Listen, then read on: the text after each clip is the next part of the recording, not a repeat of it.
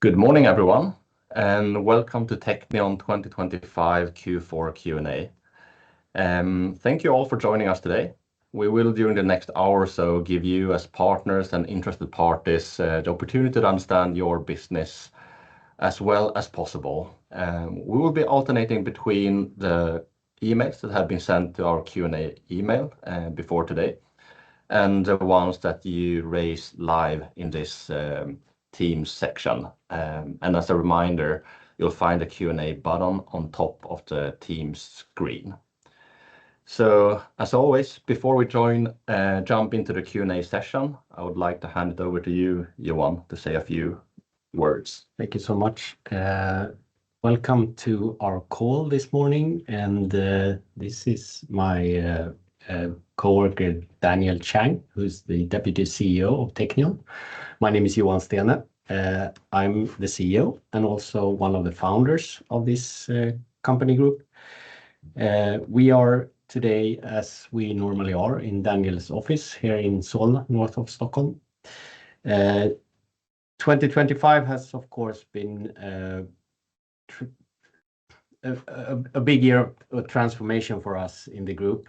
We moved away from a rather loose organization that was very well functioning when we went from no subsidiaries up to roughly around 20. Now we are in a place where we doubled from there, which means that we need more structure in our organization, and that's been a year of implementing that.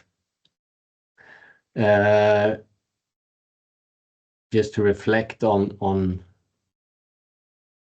why it took so long for me to understand that we needed this. I don't really know, but you're used to something and you do it for a very long time and you don't see when things change around you maybe. But luckily enough, nowadays I have really bright people around myself, and this team is a very strong team, and finally they managed to persuade me or lure me into actually changing the organization here. So today we have a much more stable platform to work from and scale from.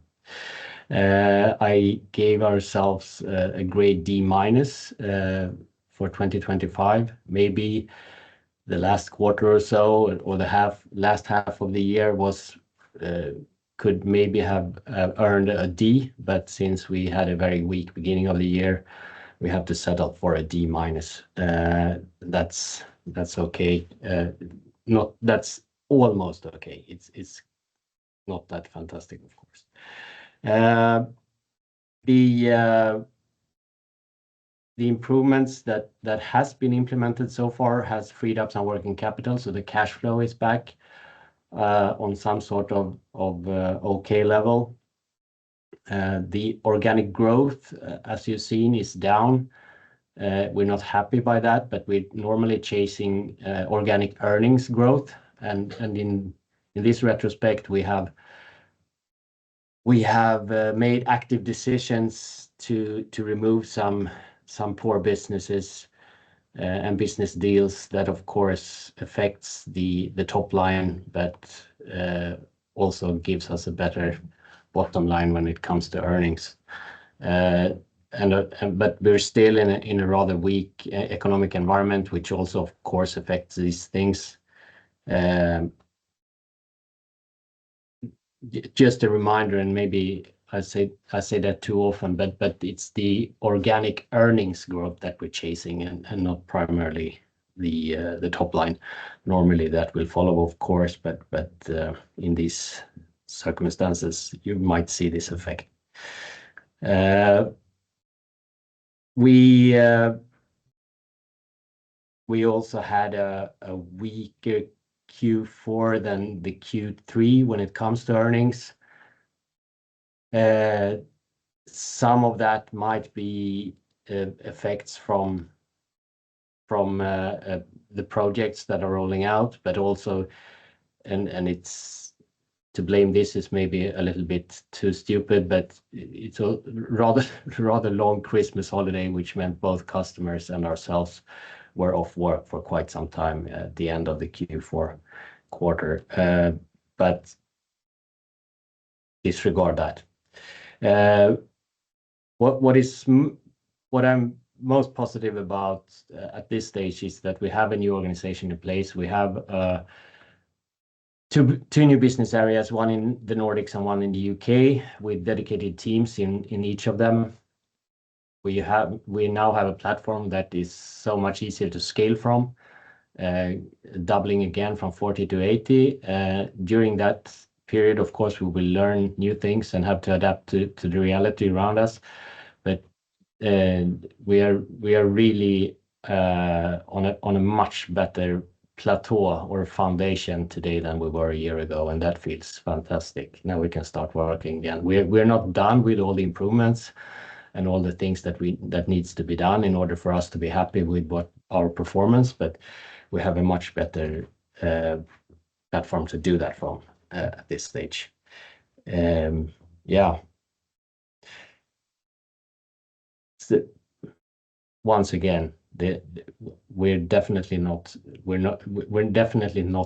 happy and proud of where we are, but we're in a much better place, and there's still a lot of improvements and repairs to be done for us, but we do it from a much stronger position today. Yeah, and it's the profitable growth that we're aiming for and that we're chasing, and nothing else. Yeah, sorry for the long intro, but Perfect. Great. So jumping into the questions then, we have a few questions that are variations about organic change in revenue and bottom line. So maybe we can just take all of them at once. So basically the questions are if we can give some explanations about decline in organic revenue and also the differences between the different geographies, etc. I think, no, I don't think. I know that we reported during the first half of the year that we reorganized and merged a couple of factories together. We have also scaled down some of the production sites in order to just target profitable businesses there, taking away some business deals that were not profitable or not over the long run, something that we would like to keep up.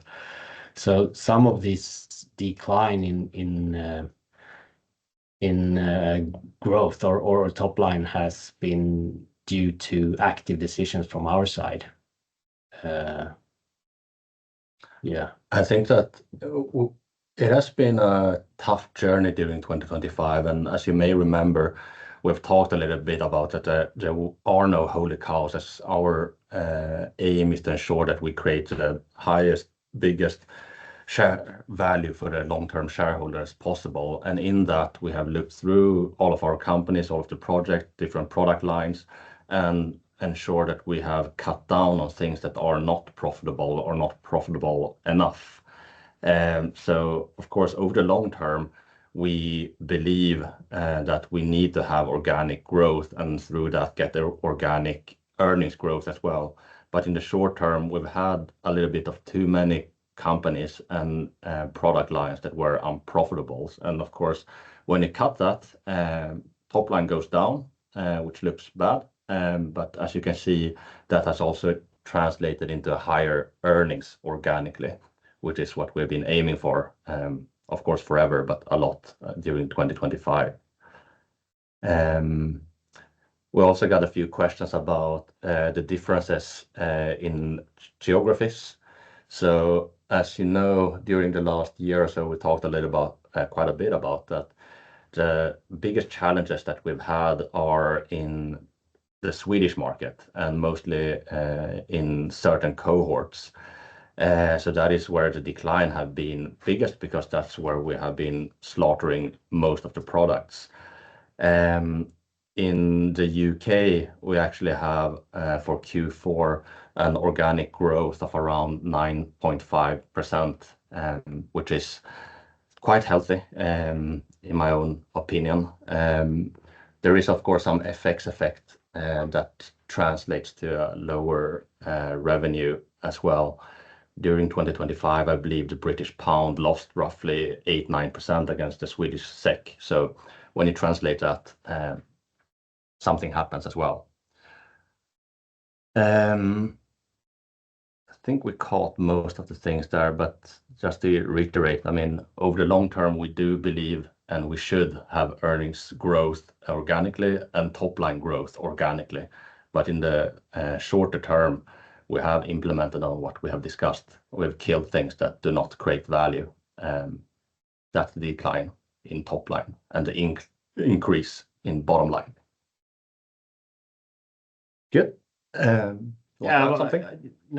but yeah, maybe. I just feel that the situation we're in the world with the economic downturn has, of course, also affected some of the businesses. But since we are a rather diversified group of companies, some are affected in a positive way and some are affected very badly.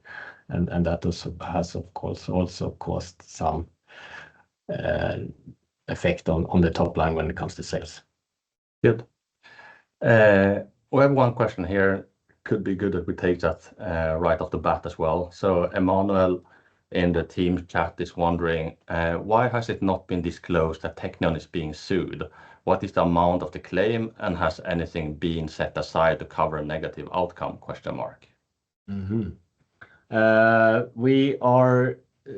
We talked about this in the last Q&A, and it was reported also that we have a legal case going on in Ireland that is still going on, and it's going to be handled by the courts of Ireland, and it's not going to be handled by media or us talking about it outside the courts. So we leave it with that. Yes. Good. Akash from PNR Investment was wondering since earlier, can you please reflect on this difficult last 1 year period? What was the biggest lessons that you can take away from it? A lot of learnings. I think if you have to just take one thing, it's the thing that I already mentioned, that we need, while growing, we do this for the first time. We often, I should say, got the question that how today you have 10 companies, how would you manage to have 20 or run 20 companies? And the true answer that I think that we always given also is that we don't know. We have to scale and see and learn along the way. At this stage, I think I was the biggest break internally here at the head office when it comes to changing how we work. And when they finally penetrated my stubborn head, we started doing that last winter. And now we see the effects or the possibilities, I should say, of a much more structured, well-structured organization where you have people in the right place at the right time with the right competence. So the biggest takeaway for me for this year is make sure that you have a foundation that you're able to scale from the position you're in. And the feeling right now, which is positive, is that we are in a place where we have a foundation, where we can scale again.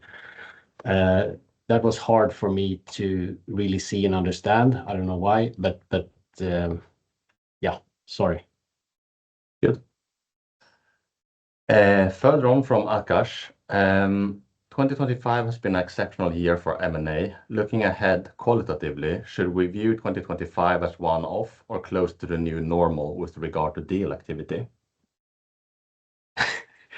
I think that we've been also stubbornly over the years talked about that we believe that we have the capacity to do a handful of acquisitions per year.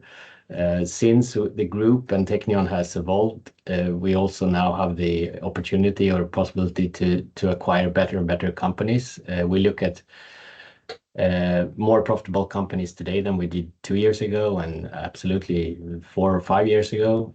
So these business deals, even though that we still stick to the rather loose term of a handful of acquisitions per year, that should be much more earnings coming from those future earnings coming from those handful of acquisitions than compared to what we did a few years ago. Last year, it was quite a few acquisitions because we have a very good general when it comes to searching up and making business deals in Daniel. And he had a rather long pipeline going into 2025 and a lot of relationships ongoing with potential sellers. And it turned out that they were ready to sell, and we are ready to buy when the seller is ready to sell. Yeah. Good. Next one from Akash. Can you please tell us a little bit about the new government structure? What are the responsibilities of the UK and Swedish segment heads? How are they incentivized? Do you want to start? Yeah, maybe. So Fired on my own. So the UK head, David Barton, and the Swedish head, Martin Lagerberg, they are acting as the CEO of the groups. So basically, all of the CEOs in the various countries will be reporting directly to them. Johan, I, and Jonathan are sitting on the board of directors of each of those two holding companies. So David Barton and Martin Lagerberg will then reporting to us, which creates a much higher efficiency because it's impossible to duplicate Johan, even if it would be very, very good. Then we have, of course, set out processes and structures regarding the mandates of these two country heads. And regarding incentivization, basically they have the same incentive as everyone else. So it's built on earnings growth in their own segments. Yeah, it's you get the percentage of the earnings growth compared to history. Yeah. Good. Another question from Geert from the Q&A email. He's wondering, will all future acquisitions have an average EBITDA margin that is above 9%? It's so strong words. It's very fixed goalpost when you say all future. But disregarding that, yes, we are looking at acquisitions with better margins or better financials than the average of the group, and the average of the group is higher than that. So of course we are looking at better and better, and over time we believe that's a trajectory we want to follow into the future as well. Yeah, as long as we can. And the expectation is that they will not only be above 9%, but they will be a lot higher than 9%. And that's the outcome of the acquisitions from the last 3 or 4 years anyway. Exactly. Larry in the team chat is wondering, how many companies have you merged? From the report, the majority of the increase has come from removal of earnouts, ? How many companies did this involve? So first, maybe starting with the second question, it's not correct that the increase has majority is coming from removal of earnouts. So for Q4 in 2025, the effect was 9 million. So that is a number, but it's far from the majority.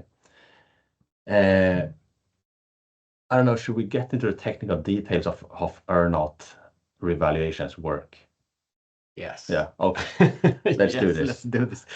Well, first of all, when it comes to setting up the price for an acquisition, it's an individual process for each business and each seller, of course, or each vendor. If we're looking at and building a relationship with a potential seller of a business that has been really stable, when you look back into the financial history, it's rather easy to see that they will probably have the same type of normally single-digit growth going forward as well. It's much easier. They know what they're selling. We know what we're buying. And we can probably come to terms on how to structure a deal looking like that. And it's easier to agree on the writings in the SPA when it comes to earnouts. How long should the earnout period be, and what would the targets be in order for the earnout to kick in? When we have a company, but another rather normal situation is that the seller has implemented a lot of changes that should make the company stronger for the future. And you can also see by the financial history that they are growing stably from the last 3 to 5 years or something like that. And of course, they wouldn't be satisfied with us paying the current earnings on a multiple on the current earnings figures. So then we have to find a way if both parties are happy to proceed with the business deal. Then we have to find a structure where they actually get paid what the company will be worth, let's say in 3 years. Normally we have a 3-year earnout period. And then that might be normally that target is rather high because the seller wants it high because they have strong beliefs in that they're going to reach that target. We try to down talk that a little bit because we don't want the uncertainty into business deal and we don't want anyone to be dissatisfied when we reach that day, which means that we will find a number that might be hard to reach in order to pay out an earnout. And in those cases, when the overall global economy has been weakened, of course, it's even harder to reach that target. And we have reached those situations quite a few times now the last year or two. Yeah. And I'm going to do 60 seconds on some boring accounting technicality, but it might be interesting to understand. So when we reserve the actual earnout that we believe we will be paid out in the future on the balance sheet, of course, we have to do our best guess, but it also has to be a conservative number, which means that best guess plus a little bit of margin, because that is how accounting works. Then, of course, with a little bit of optimism, sometimes we're right on target. It doesn't happen too often, but as on the cohorts as a group, we used to be quite right. Some are wrong in the positive remark, some are wrong in the other direction. So what happens is that you get also an asymmetry, because when we book up an earnout to the maximum on the balance sheet, and let's say that that company actually performs twice as well as we thought from the beginning, then nothing happens because we cannot pay out more than what is actually under the SPA. But if another company, actually, let's call it same size, is performing half of what we are expecting, then what happens is that we get a revaluation that goes through the other income in the income statement. So even though if you take those two companies, for Teqnion as a whole, nothing happened, one became better, one became less, as a group they became the same, then on the accounting part you only get one of the effects. But just to add to that, we do not value all the earnout to the maximum. We do it through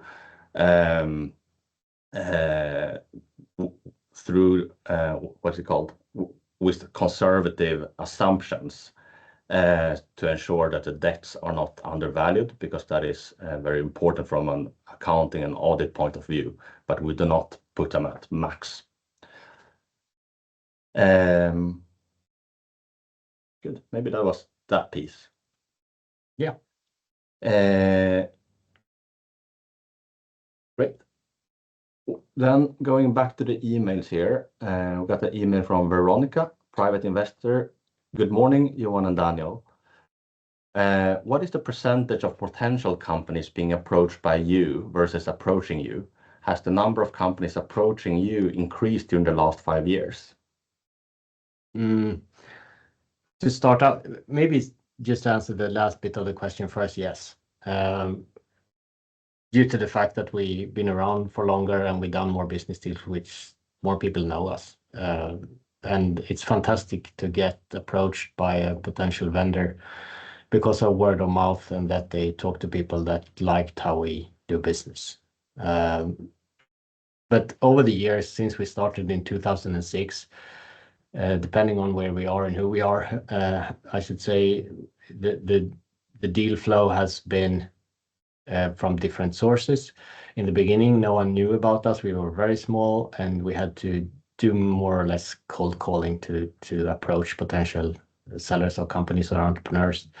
After a few years, some of the Swedish brokers knew about us and sent us business deals. We found some good companies there.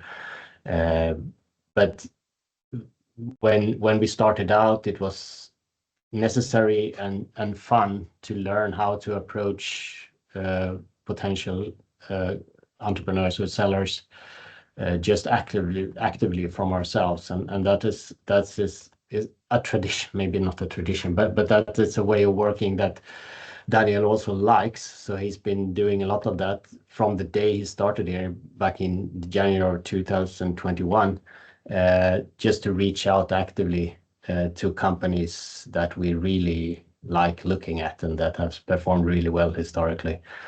Then with Daniel's courage and business drive, we jumped outside Sweden and started doing acquisitions 4 years ago. And the transparency from what you can find in financial history is much more limited outside of Sweden, which means that it's much harder to just be actively reaching out or cold calling companies because you know very little about them, who's owning them, what are the earnings, and whatever. Here in Sweden, you can find all that, so it's much more easier. So what we've been doing in primarily the UK is that we found really good partners or good, strong relationship with some business deal brokers that knows who we are. They like us, we like them, and they find us more and more Teqnion companies to look at, and people that they strongly believe could fit into our culture and our environment. So the business deal from abroad is mainly driven by brokers, but more and more, as the second part of the question was asked, also nowadays by word of mouth, that someone knows someone that sold a company to us, and they like what they heard about that, and they also contact us in order to see if we're interested in their company, which is fantastic, of course. Yeah, and maybe just to add clarity to that. So the brokers that find us deals, they do this because for various reasons, but they are never paid by us. They are always advising the sell side. How long is the process on average from initial contact to a deal? I like the question. We received it a lot over the years, and I like to take the example of one of the companies from the first cold call that I reached out a very long time ago until we actually signed the SPA and transferred the shares. That was not a little bit over 9 years. We have potential deals in the future that's going to break that record, and the shortest might be 1.5 months or something like that. I think we did it 4 weeks. Okay. Yeah. Okay, 4 weeks. So it's a very broad spectrum, Yeah. Depending on, and we try to be flexible on that side. I think I mentioned earlier today that when the seller is ready, we need to be ready. We want to be ready. We want to be easy to make business with. Yeah. But it's quite normal that it takes 6 to 12 months, I would say. Yeah. How often do you lose out to other serial acquirers? Is the reason only price? Also varied over time. We like when it is price, but it's people. It's even though that we are competing in a financial world with return on capital, it's a people's game, and when a potential seller meets us, they either think that they want to leave us with the trust of taking care of their life's work and work with us going forward, or they feel like these guys are not for me. So the ones that tends to like our way of doing business and like the culture that we try to nourish, they can, from what we've seen and what we are very happy about, that they can accept a lower price for the shares than they would expect from selling it to another type of culture, another type of holder. So that is of course fantastic. But we meet competition, and sometimes the seller likes us better, and in some cases they like the other party better. Yeah. I think what is important to stress here is that we meet with a lot of entrepreneurs and we get the opportunity to buy only a very few of them. for various reasons. Some doesn't really hold up to the quality that we thought when we first looked at it. Some of them goes because of price, but then of course it's, as you said, it's so much personality. And one thing that we try to do is that we really try to be transparent and open about who we are, and we encourage the seller to ask the hard questions before, because if we do this right, it's going to be a forever relationship. Yeah. We encourage everyone, even if they sometimes don't want to take references, because it is, yes, it's nice to acquire a company and you always have a honeymoon period, but then over a lifetime, that's a long time. For us, it's much better to walk away from a deal, no matter the reason, than to just get a bump in the numbers and get problems later. Good. Then we have another question here from Sven, who is a private investor.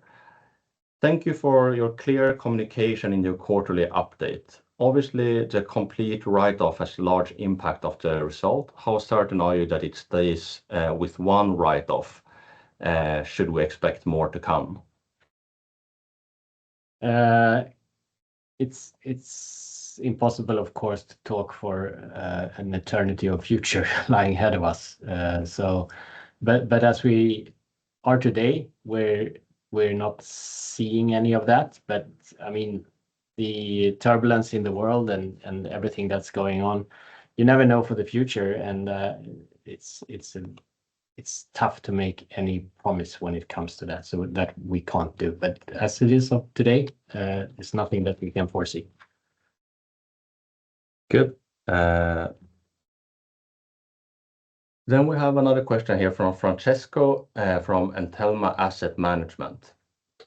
You said that we've been, in your CEO words, forced to get used to a word marked by horrific and dark conflicts. You also invested in a company supplying critical components for military tanks. I'm curious about how you deal with this. That might be a long discussion, but for me, it's always been clear. I don't know why. It's just the way I'm made, I guess. I strongly believe that we shouldn't be aggressive to one another. And I also strongly believe that to have a strong defense that makes sure that no one roll the dice and attack you is a very good it's a very good thing to have. That has been shown, unfortunately, it has been shown since the aggression, the Russian aggression on Ukraine and other examples in the world. It's very good to be able to defend yourself, and unfortunately, you have to defend yourself with force. So for me, it's always been very normal to, within the boundaries of the law, make sure that we can supply defense industry and defense organizations with the right material. And I'm strongly believing that, and I'm going to continue doing that in the future. Yeah.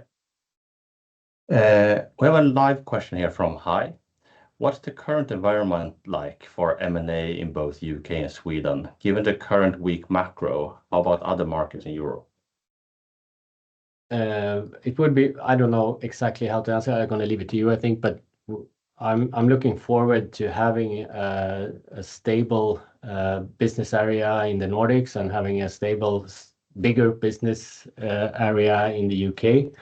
And together with Daniel, starting to investigate other geographical areas. But we're not quite there at this stage, but we're getting close to it, and it will be very, very fun. Yeah.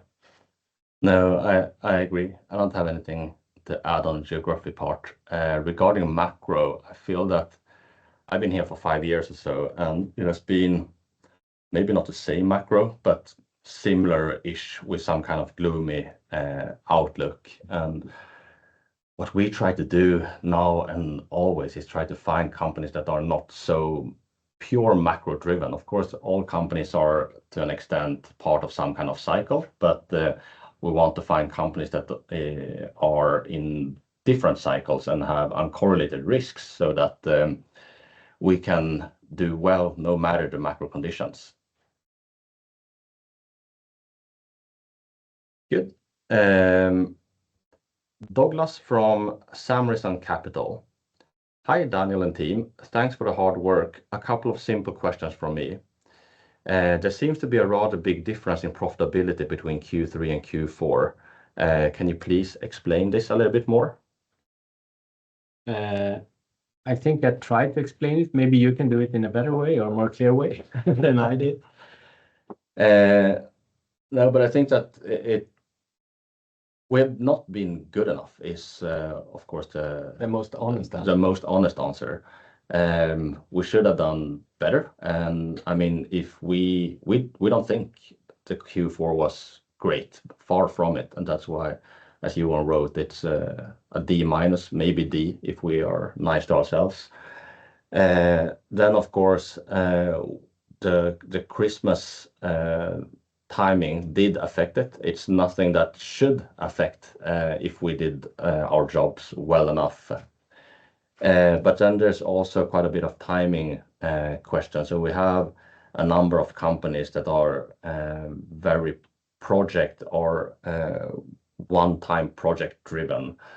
And those orders come in when they come in. And during Q3, we had a few of those that went well. In Q4, we expected a few of those, but have been pushed to later. I mean, in a group like this, you should, of course, expect to have a rather stable profitability over time.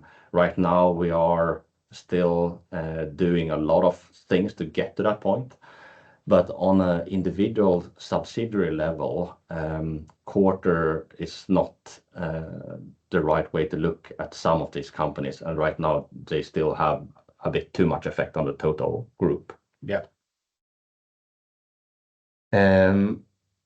Next question comes from Alexander at Slow Compounding. Earnouts performance hurdles. Generally speaking, a meaningful share of your acquisition consideration is paid via earnouts over a 2-3 year period. As a rule of thumb, how much does earnings typically need to increase over the earnout period versus acquisition year for the earnout to be paid out in full? We touched a little bit on it, but not in detail, of course. It's if the forecast is something that stands out from the historical numbers, it's harder to reach those hurdles. If it's a stable history, it's easier. The hurdles are lower, of course. I don't know how much into detail we should go on that. It's a big topic to try to cover, and it's very much case to case, depending on the person, depending on the financial history, depending on the business area the company is operating in. Yeah. How is the market for that type of products and whatever going forward? I think generally speaking and over time, and the key words here are over time, because for individual cases it can be very different. But over time, we expect organic growth for the group to be GDP plus a couple of percentage points. And then, as Johan mentioned, we look to acquire better and better companies, which means that for these companies, the expectations are usually a little bit higher than that in order to get the full earnout payment. In the Teams chat, we then have Steven, who writes, strong recovery, Daniel and Johan. On the long term, your objective is to double EPS every 5 years, 15% CAGR. I understand the reason for you to double EPS every 5 years, but if we take the 15% CAGR, how much of the 15% would you want to be organic growth on the long term? I think the acquisition strategy slightly changed because of Daniel. Do you aim for more organic growth with the new acquisitions? You want to start? No, but I can do it. Please. No, we've said, I mean, We normally don't look at much. We don't look much at our peers because we try to do the best we can with what we have and our own resources. But of course, we have looked a little bit on how they express themselves and what they actually performed over the years when it comes to those two metrics. And normally what they say and what we also said and what I strongly believe in is that we're going to have a few single-digit percentages of organic growth on the group as a whole, and we're going to acquire at least 10% or acquire 10% from that growth per year.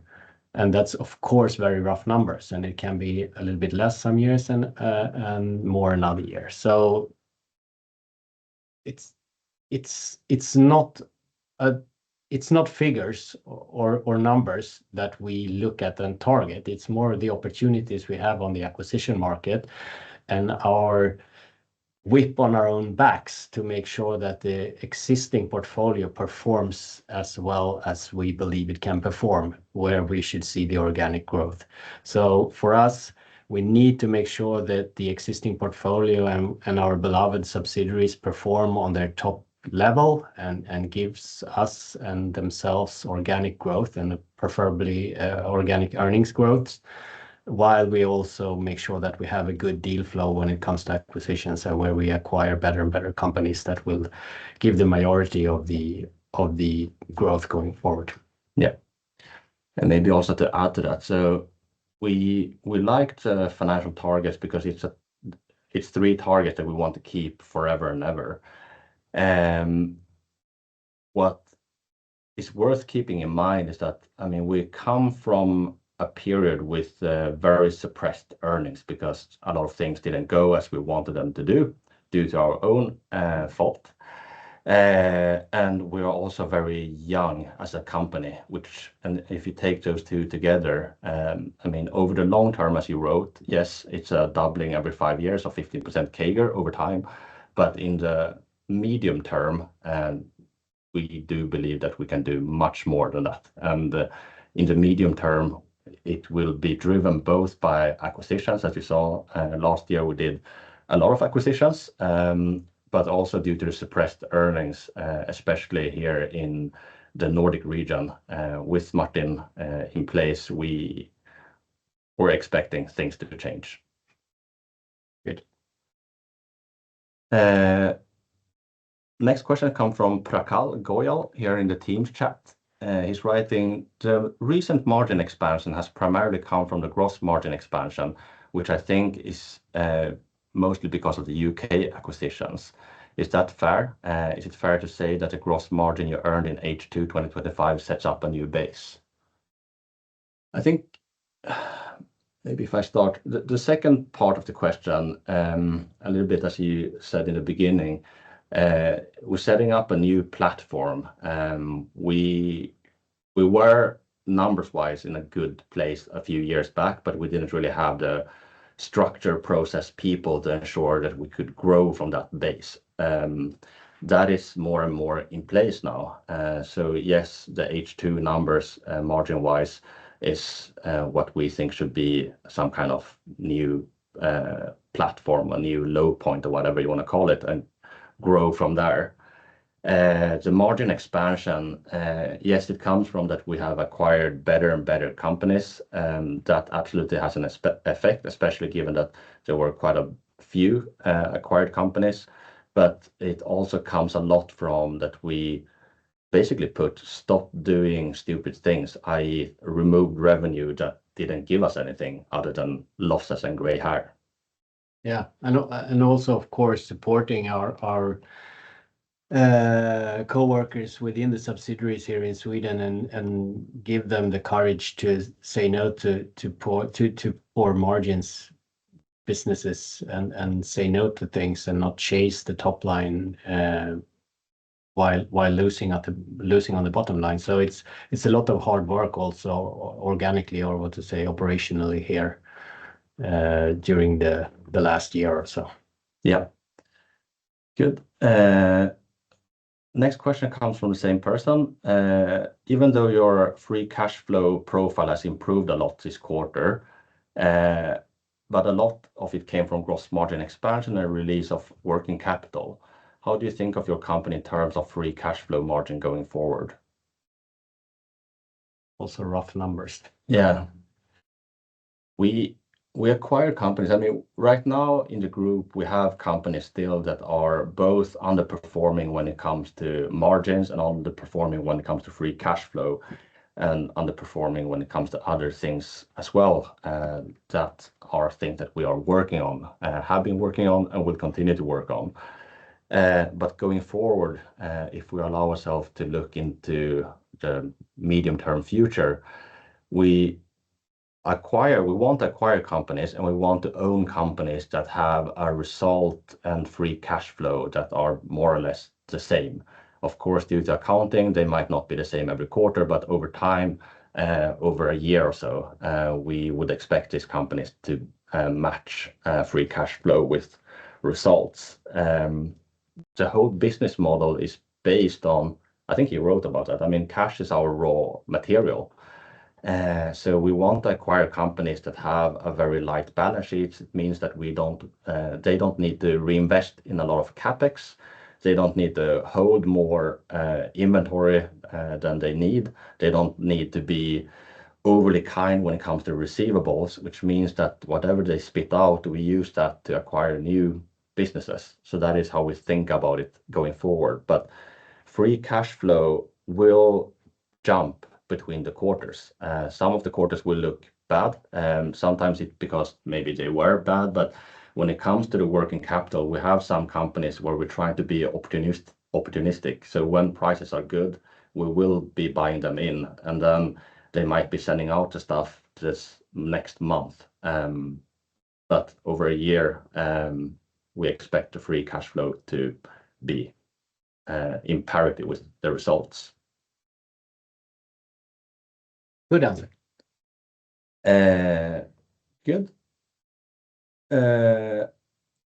Going back then to the emails, we have a question here from Marcus, private investor. He's wondering, lower earnouts suggest acquired companies are underperforming initial expectations. Was the issue overall overestimated synergies, weaker markets, or integration friction? You talked a little bit about this before.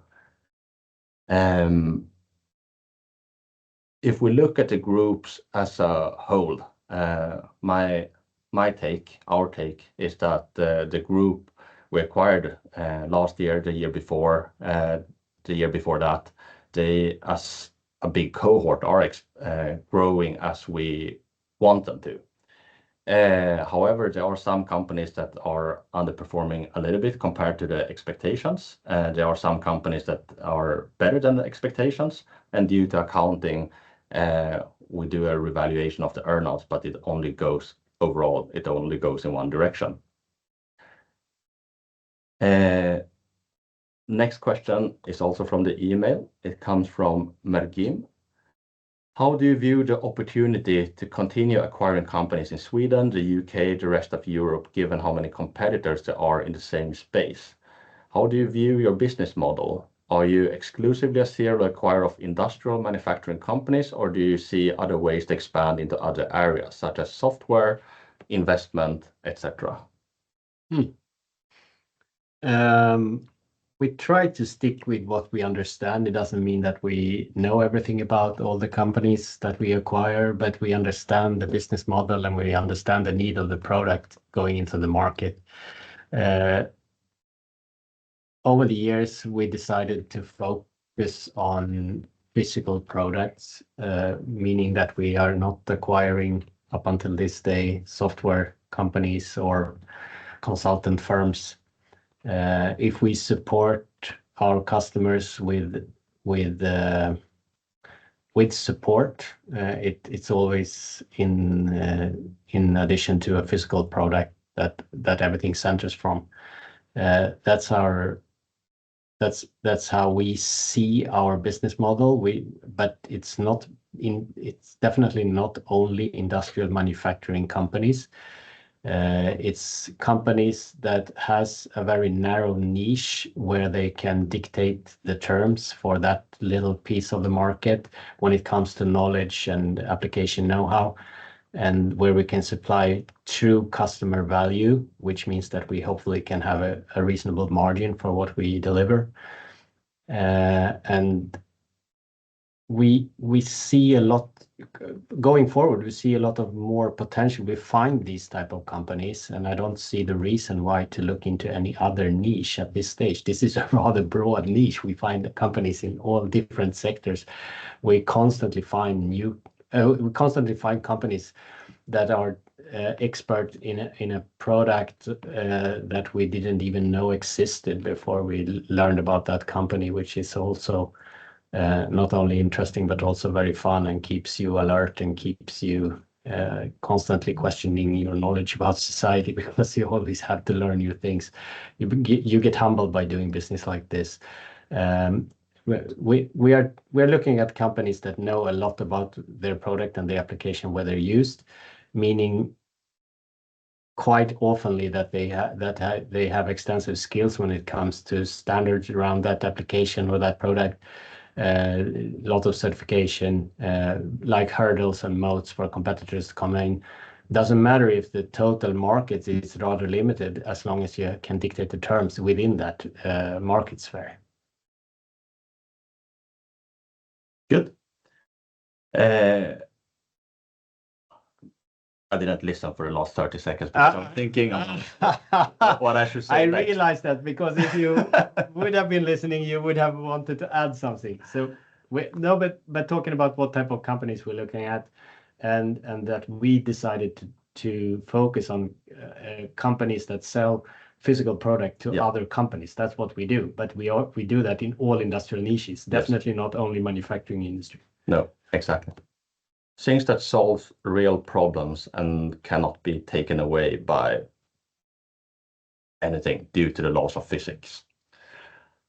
What I was thinking about is strange to think out loud in a live session like this, but Johan and I, as people, it's up to you to judge. But what we always try to do is to be transparent and genuine about everything that we do. We always try our best to focus on earning money and creating value for the long-term shareholder. And that is on the basis that we do everything by the book and ensure that we follow legal ramifications and our ethics and morals. As I said, that is what we're trying to do. It's up to you to judge if you believe in that or not. That is also the reason why we have an open Q&A, so that anyone, no matter if you like Teqnion, if you love Teqnion, if you hate Teqnion, or if you just hate us personally, want to join in under maybe a pseudonym anonymously and write things and in order to do whatever you want to do.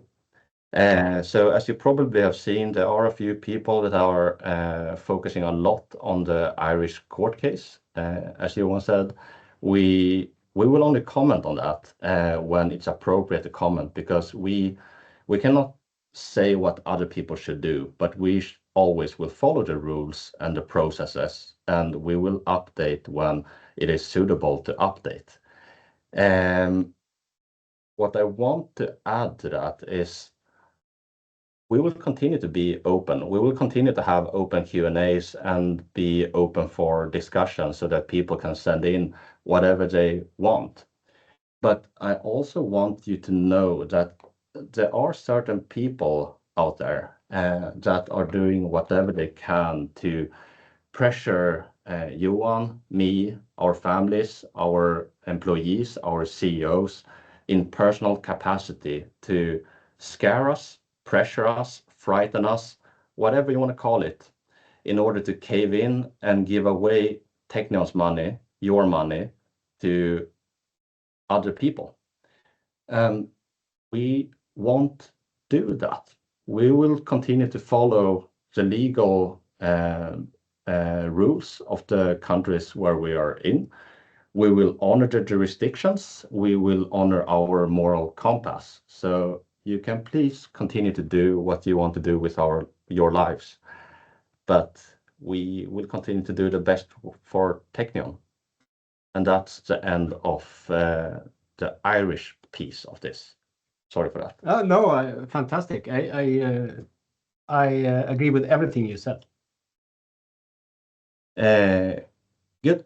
Going back to this then, we have a question from Kolopan Pillai in Teams. He's wondering, are we done with repairing low-performing companies, or are these low companies continue to drag organic growth for a while yet?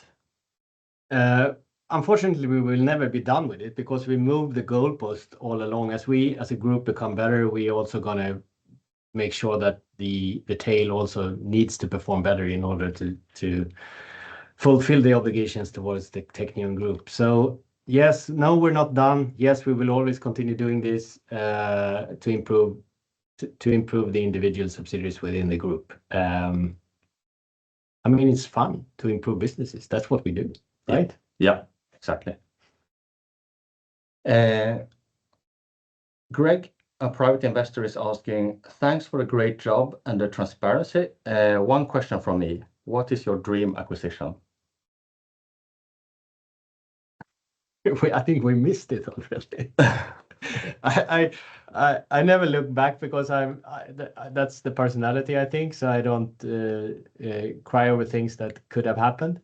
But Daniel has a fantastic nose for finding very niche, very good companies driven by fantastic entrepreneurs. And sometimes we are not the right taker for them. So we missed a few of those. And some of them I sometimes think about when I get confronted with their products. But the future is so long and so fantastically bright because we will always adjust our ways of operating due to our size and our abilities, and we will find the most fantastic company going forward. I'm so confident in that, and that's of course one of the big drivers of just pushing energy into us to just continue doing this, because we know that we can do more and better, and that also goes with acquisitions going forward, of course. Yeah, there are so many nice companies, and it's difficult to say what the dream is. I mean, just yesterday, I think I told you, but I had the Olympics on when I was thinking about other things, and then they were doing curling. And then I thought, who makes these stones? And apparently it's a Scottish company that makes those stones that it's are Scottish granite, right? Yeah, exactly. Yeah. From an island outside of there where they have a lease until 2050. Yeah, okay. So 2050 we have an opening. Exactly. That would be fun. I think they're called clay, whatever. And just for information, finding interesting companies that could suit our group it's fun, but that is not our USP. There are so many companies out there. There's Google out there. So, giving away some thoughts about what could be an interesting company, that is not what is building Teqnion. But otherwise, I think we have a lot of really great companies in the group. I think it would be fun to build a little bit more within those niches and see if we can find more similar companies that can become friends with each other. Yeah, I thought of one of those aspects the other day is we have several companies within the group where I would love to work operationally. Yeah, it's so fun products, so nice teams, fantastic management. So the dream company to acquire, it's constantly change because we change and the world around us changes, but the opportunities are extensive. Yeah. We have another question here from Prakal in Teams. The backlog jumped 50% in fiscal year 25 year on year. How material is it to look at this? I think that it's important to view it not in a vacuum, but together with everything else. I mean, everything equal, that going up is good. We of course have a lot more granularity regarding which companies have increased it, and as you know, the profitability of some of our companies are really great. Some are at a 50% margin EBIT, and some are far from it. So obviously the former group's backlog growing is much nicer compared to the second, but that is not something that we disclose. But of course, that going up is a good thing. Yeah.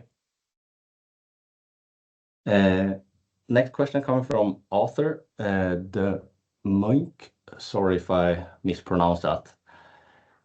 Congrats on the comeback. That is worth B- for me.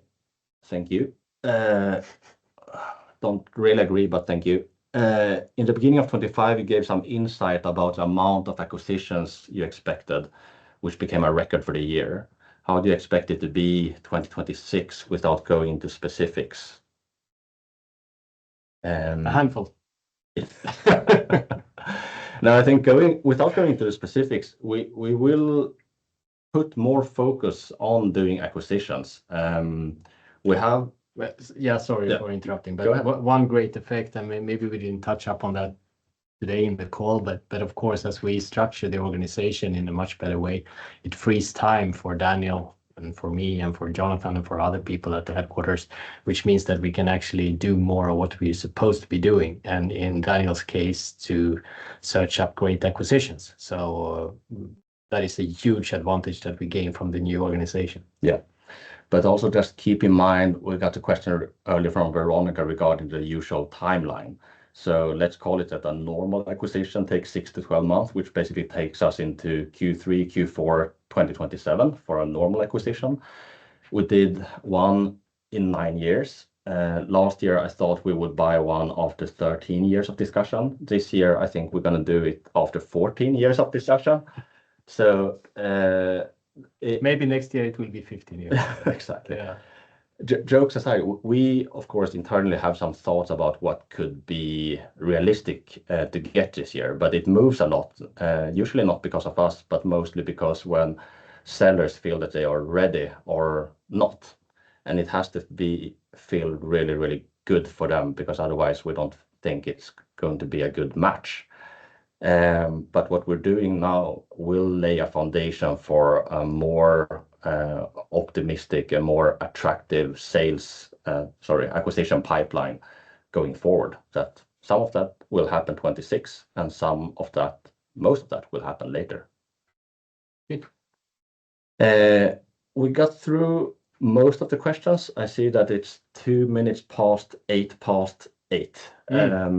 Sorry, 9. So with that, do you want to say something before we?